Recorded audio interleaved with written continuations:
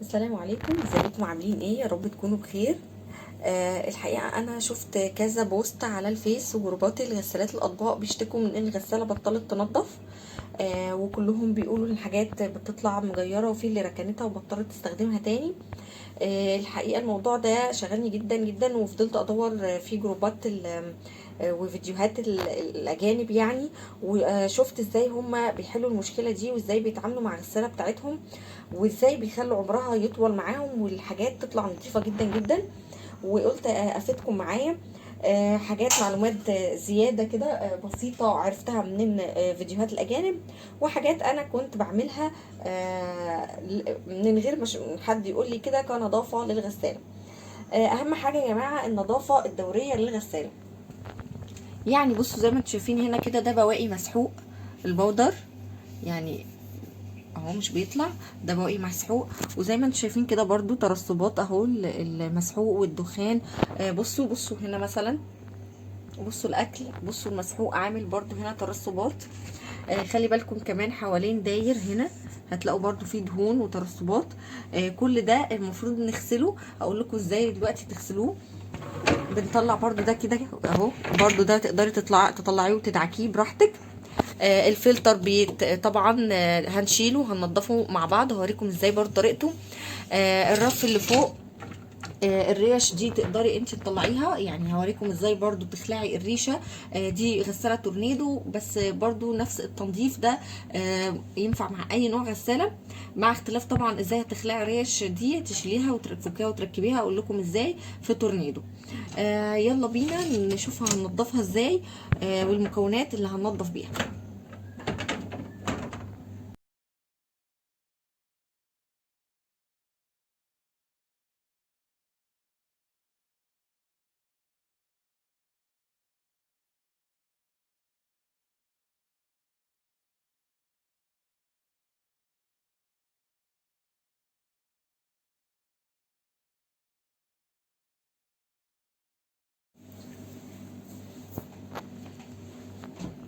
آه نبتدي نرش كده يا حبايبي اهو كل الاماكن دي، ونبتدي ندعك اهو.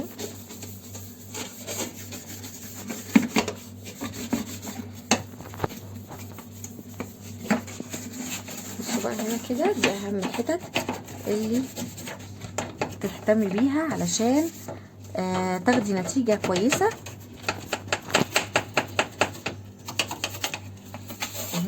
لان يعني عايزه اقول لكم كل ما تحافظوا على نظافتها كل ما النتيجه تكون هتديكم نتيجه احسن. وبفوطه كده ناعمه برضو ننشف بسرعه اهو.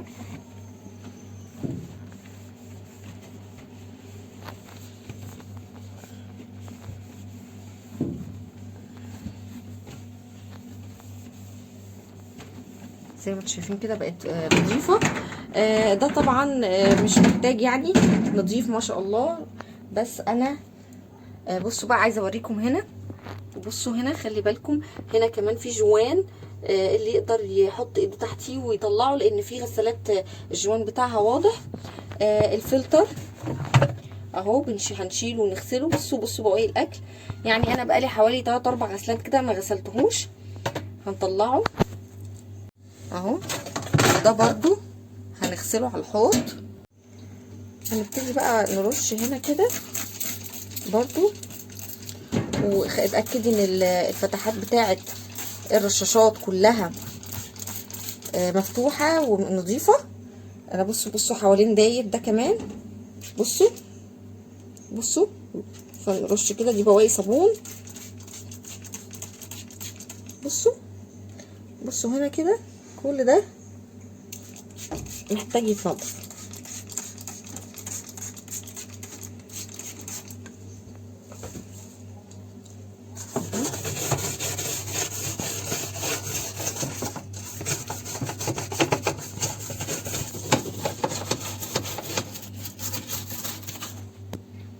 بصوا حبايبي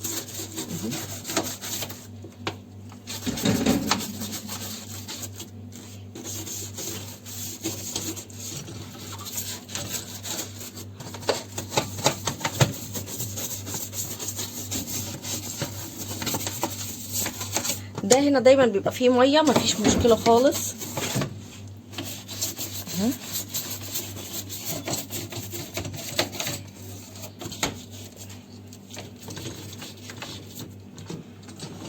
كده علشان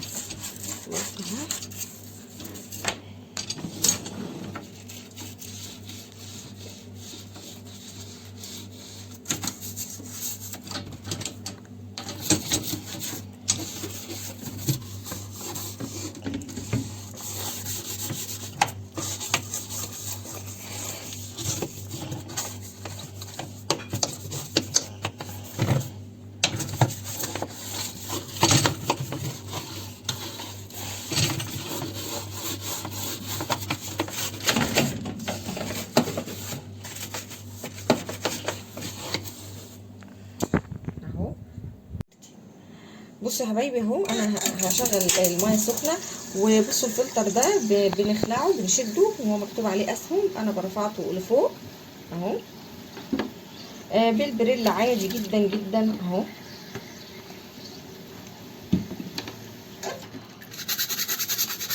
من بره ومن جوه تغسليه كويس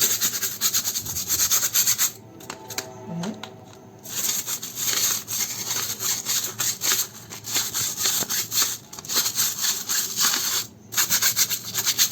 بس بالراحه عليه طبعا عشان الفلتر ما يتقطعش منك.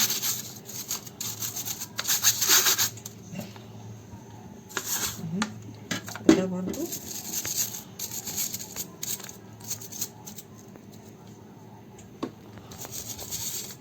ساعات بيبقى لازق ورقه على طبق، على كوبايه، على قعر اي حله، طاسه، فالورق برضو بيدوب من السخونه وبينزل.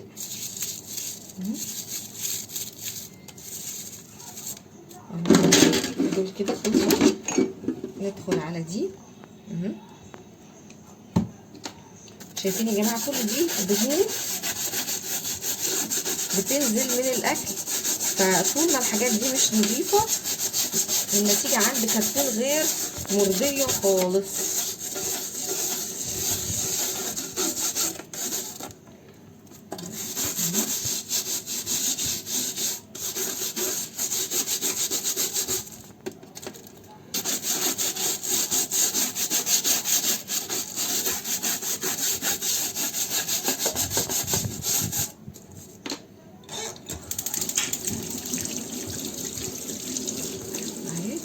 نظيفة ما شاء الله اهو.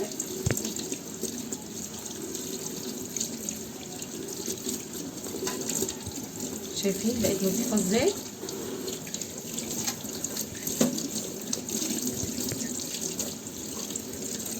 كمان هتخلي ريحة الغسالة جميلة بقى، يعني لما تحافظي على نظافتها والدهون دي اول باول تغسليها وتشيليها، تخلي ريحة المواعين نظيفة وما تخليش ريحة وحشة تطلع من الغسالة.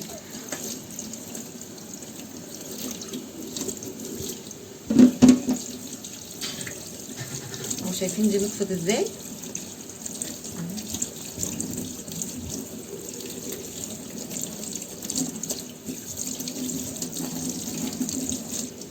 نرجع بقى نركبها تاني.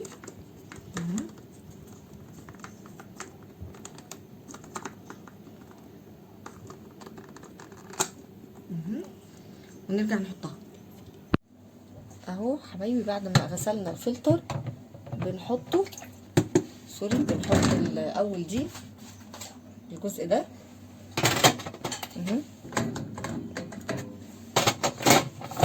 بتلفيه كده تمام.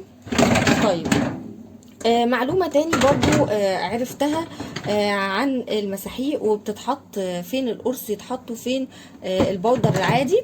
دلوقتي احنا انا شخصيا كنت بحط القرص او البودر الاتنين في الدرج بتاع المسحوق، ولكن الاجانب لقيتهم بيحطوا القرص في مكان تاني بيدي نتيجة احسن شوية، او بيدي نتيجة احسن كتير بصراحة، وبيكون ما بيعملش اي مشكلة، بالعكس، وهي في قعر الغسالة، بترمي القرص في قعر الغسالة. انا ما عنديش مشكله برضو لما بحطه في درج الغساله، برضو بينضف لي كويس جدا، وعندي زرار بدوس عليه ان انا حاطه قرص مش بودر، فعادي تابلت يعني، فبينضف لي كويس ومفيش اي مشكله ما شاء الله. طيب حاجة تانية الأجانب عملوها علشان يعني يحافظوا على نظافة الغسالة، وهي ان هم بيرموا في قعر الغسالة بيكربوناتو او بيكنج باودر. انا هحط بيكنج باودر وخل، ويعملوا دورة، اي دورة غسيل عندك، اي برنامج من برامج الغسالة. يلا تعالوا نشغلها كده ونشوف بعد ما تنضف شكلها يبقى عامل ازاي.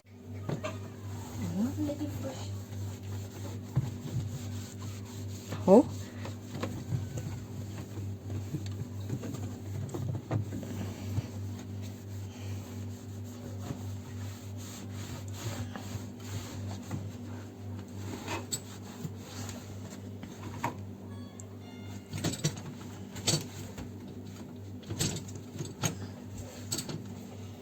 نمسح بقى كل الصابون اللي رشناه.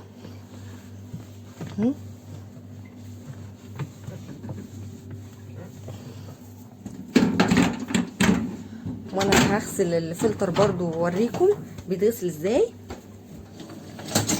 الرف اللي فوق بقى يا حبايبي،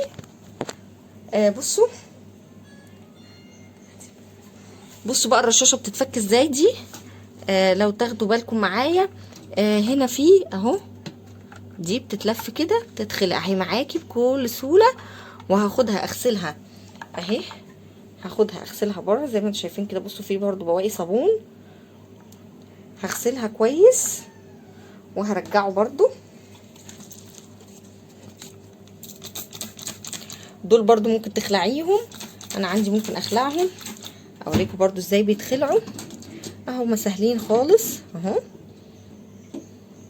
بصوا بيتخلعوا وبيتركبوا. ساعات انا كمان اهو بحب احطهم تحت مثلا شويه، ارفعهم فوق، فبراحتك يعني.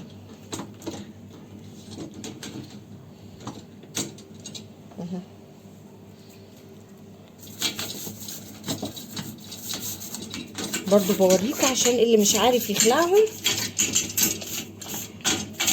ينضفهم هما في مكانهم كده، مفيش اي مشكله.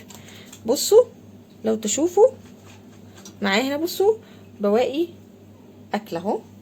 ده بقى اللي هيخلي كفاءه الغساله بتاعتك تقل.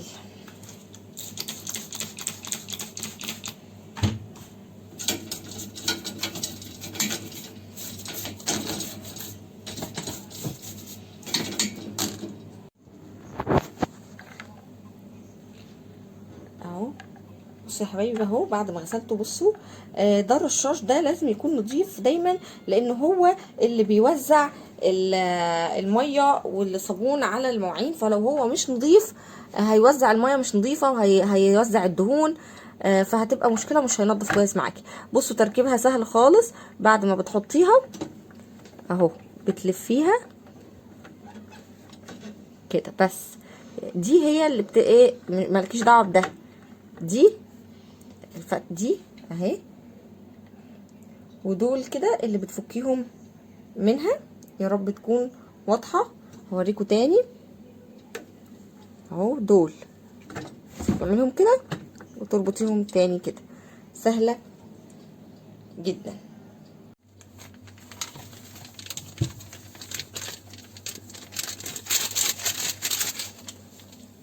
بصوا وخلي بقى، بصوا الفوران ده بقى هو بقى ايه اللي هينضف وهيشيل اي ريحه مش حلوه.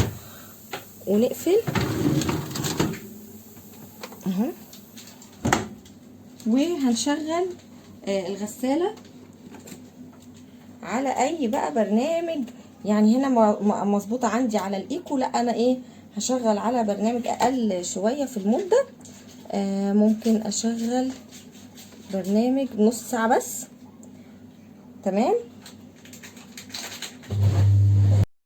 وده هوريكم النتيجة دلوقتي بعد ما شغلتها على برنامج نص ساعة وهي فاضية بالبيكنج باودر والخل. ريحة النظافة جميلة جدا، وزي ما انتم شايفين كده ما شاء الله الغسالة بتلمع من النظافة. شوية بواقي صابون اهي في الفلتر كانت موجودة برضو، نظفت الغسالة جدا جدا جدا. يا رب الفيديو يكون افادكم، وهسيب كومنتاتكم تحت الفيديو، وما تنسوش اللايك والاشتراك وسبسكرايب عشان يوصلك كل ان شاء الله جديد. وايه اللي جرب يعني التنظيف ده يسيب لي كومنت ويقول لي ايه رأيه. والسلام عليكم ورحمة الله.